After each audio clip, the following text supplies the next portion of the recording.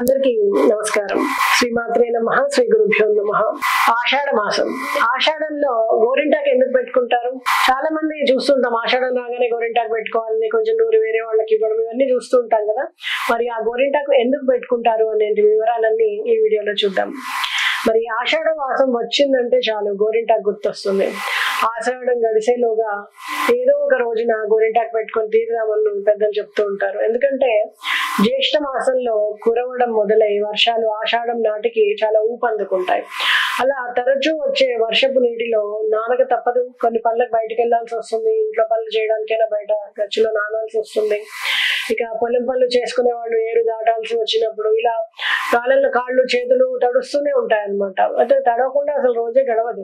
మరి అలాంటి సమయంలో చర్మ వ్యాధులు రావడం, గోళ్లు దెబ్బతినడము ఇలాంటివన్నీ సహజం.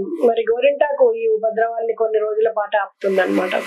ఆషాఢ మాసం నాటికి గోరింట చెట్టు లేత ఆకులతో కళకళలాడుతూ ఉంటుంది. ఆ సమయంలో గోరింటాకుని కోయడం వల్ల చెట్టుకి ఏమంత హాని కలగదు. పైగా లేత ఆకుల్లో చేతులు ఎర్రగా పండుతాయి అన్నమాట.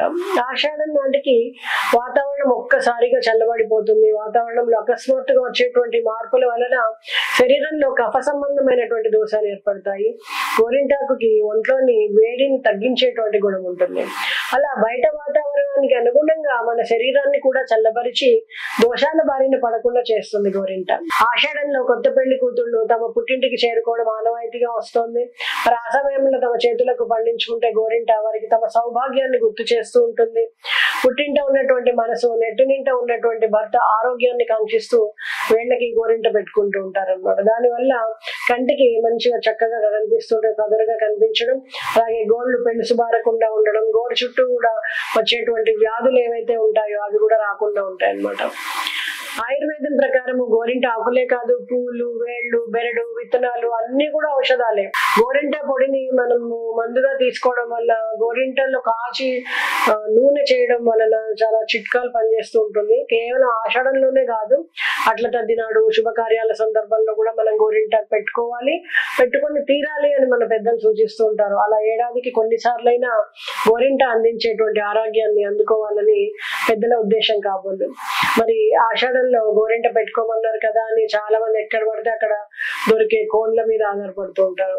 గోరింట మన శరీరానికి తాకినప్పుడు అందులో ఉండేటువంటి లసోన్ అనేటువంటి సహజమైన రసాయనం వలన ఎరుపు రంగు వస్తుంది. కానీ చాలా రకాల కోన్లలో కృత్రిమంగా ఎరుపు రంగుని కలిగించే రసాయనాలు కలుపుతూ ఉంటారు.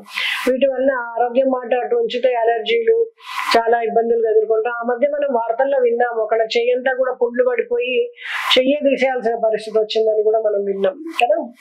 అలాంటి ప్రమాదం కూడా ఉంది. కాబట్టి ఆషాఢంలో పుష్కలంగా లభించేటువంటి గోరింటాకుని వాడుకునేందుకే మీరు ప్రాధాన్యత ఇవ్వాలి. ఇలా చేసినప్పుడే మీకు ఆరోగ్యము, అందము రెండు కూడా. మరి మీరు కూడా ఆషాఢంలో అందరూ గోరింట పెట్టుకుంటారు కదా. మరి ఎంతమంది ఈ వీడియో విని గోరింటాకు పెట్టుకోవాలని అనుకుని మీరు గోరింటాకు పెట్టుకుంటున్నారో మీ ఫోటోని మాకు కామెంట్ రూపంలో పెట్టచ్చు. మీ అందరికీ కూడా ఆశీస్సులు. నమస్తే.